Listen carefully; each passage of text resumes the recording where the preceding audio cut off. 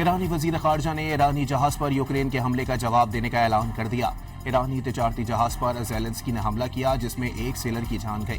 اقدام اسرائیل کی حما پر یورپ کو جنگ میں گھسیٹنے کی سازش قرار۔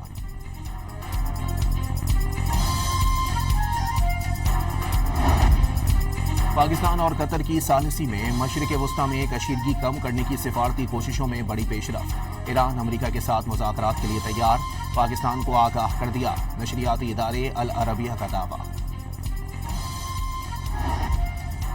ایم کیو ایم رہنما مصطفیٰ کمال نے کہا ہے کہ اپنے حقوق آئین کی کتاب میں درج کروانے ہیں، ظلم کرنے والا نظام بدلنا ہوگا۔ کراچی کے علاقے شاہ فیصل کالونی میں جلسے سے خطاب۔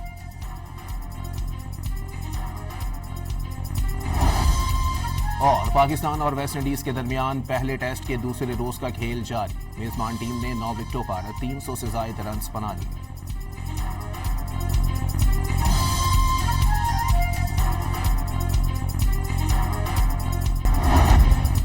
ایرانی وزیر خارجہ نے ایرانی جہاز پر یوکرین کے حملے کا جواب دینے کا اعلان کر دیا۔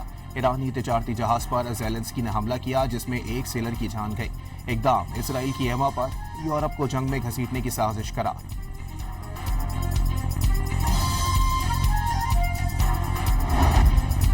پاکستان اور قطر کی ثالثی میں مشرق وسطی میں کشیدگی کم کرنے کی سفارتی کوششوں میں بڑی پیش رفت۔ ایران امریکہ کے ساتھ مذاکرات کے لیے تیار، پاکستان کو آگاہ کر دیا۔ نشریاتی ادارے العربیہ کا دعویٰ۔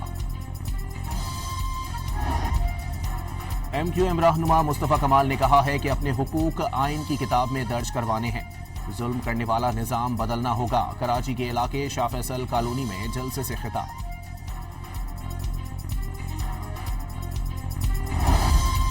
اور پاکستان اور ویسٹ انڈیز کے درمیان پہلے ٹیسٹ کے دوسرے روز کا کھیل جاری، میزبان ٹیم نے 9 وکٹوں پر 300 سے زائد رنز بنا لیے۔